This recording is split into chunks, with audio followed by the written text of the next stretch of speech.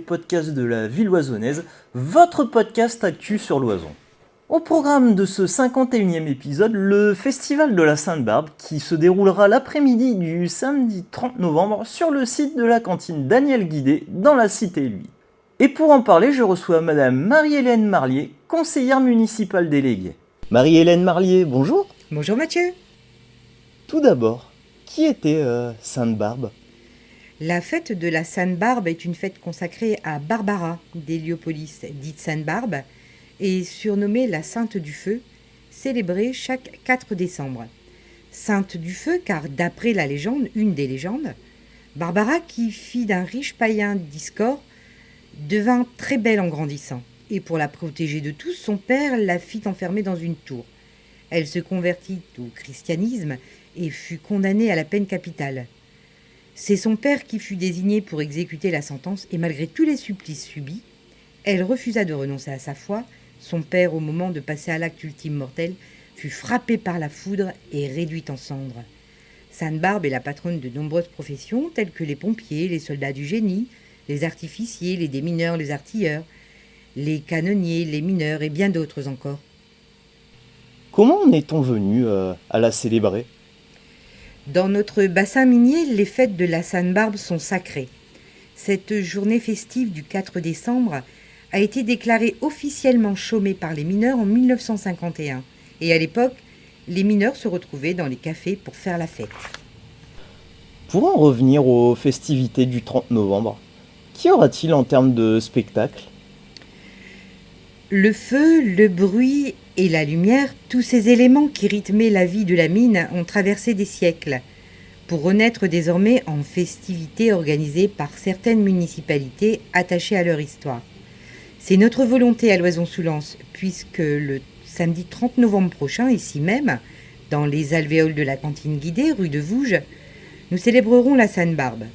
Cette manifestation débutera à 14h par un accueil musical avec Marielle Duroul et Claude Chevalier. Un lâcher de pigeons sera organisé par l'association des colomophiles de Loison-sous-Lens vers 15h. Enfin, vers 17h, nous assisterons à un spectacle de cracheurs de feu sur le parking de la cantine. Les visiteurs se verront-ils proposer des activités ? Oui, en effet, tout au long de l'après-midi, des activités manuelles seront proposées par le service jeunesse, avec la confection de lampes de mineurs. De plus, cette année, l'association FOS 13 bis, représentée par Arnaud Desmarais et Nicolas Villet, nous offre la possibilité de contempler de véritables lampes de mineurs.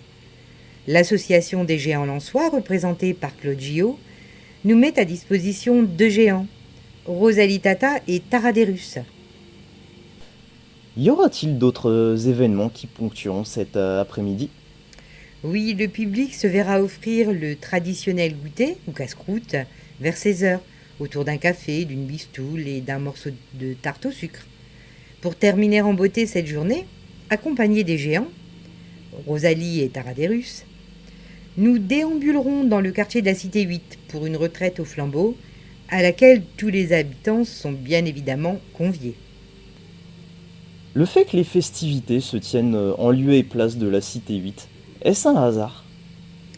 Non, cette journée de Sainte-Barbe se déroule en plein cœur de la Cité 8 puisque la fosse numéro 8 bis a été construite à 2 pas d'ici, près d'une rue appartenant aux 2 communes, sans la nommer la rue Raymond Spa, qui d'un côté est sur le territoire de Vendin-le-Vieil et de l'autre côté sur le territoire de Loison-sous-Lens, arpentée de chaque côté par des corons de maisons dites maisons des mines.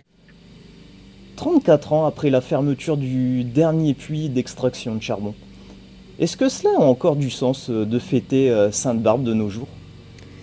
Évidemment, malgré l'aspect festif de cette journée, nous avons un devoir de mémoire envers nos jeunes générations, pour que nos mineurs ne soient jamais oubliés.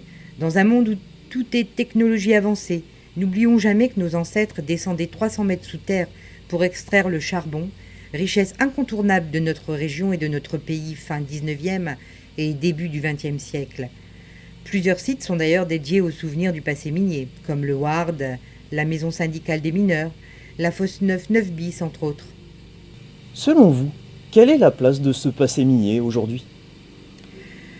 Dans chaque famille, quelle qu'elle soit, il y a eu un, voire plusieurs mineurs. Nous avons ce devoir de mémoire de par nos actions. Le territoire est d'ailleurs connu et reconnu, avec le Racing Club de Lens entre autres. Ça n'est pas un hasard si le public lensois est reconnu meilleur public de France. Face à une telle communion lors des débuts de match avec les corons de Pierre Bachelet chantés par plus de 30 000 personnes, on ne peut qu'être empris d'une vive émotion et fier d'appartenir au Pas-de-Calais, au bassin minier. Marie-Hélène Marlier, un dernier mot pour conclure ? Oui, nous vous attendons nombreux le samedi 30 novembre prochain, ici même à la cantine guidée, pour une journée riche d'histoire et remplie d'émotions. Marie-Hélène Marlier, merci pour cette interview. Merci beaucoup Mathieu, bonne journée. Nous voici à la conclusion de ce 51e épisode des podcasts de la ville oisonnaise. Pour rappel, le festival de la Sainte-Barbe, c'est le samedi 30 novembre à partir de 14h sur le site de la cantine Daniel Guidé. L'entrée est libre et gratuite. Vous pouvez écouter ce podcast sur les plateformes dédiées TuneIn, Deezer, Spotify, Pocket Cast. Vous pouvez également nous retrouver sur la chaîne YouTube de la ville oisonnaise et sur le Facebook officiel de la ville de Loison-sous-Lens. Au revoir et à bientôt.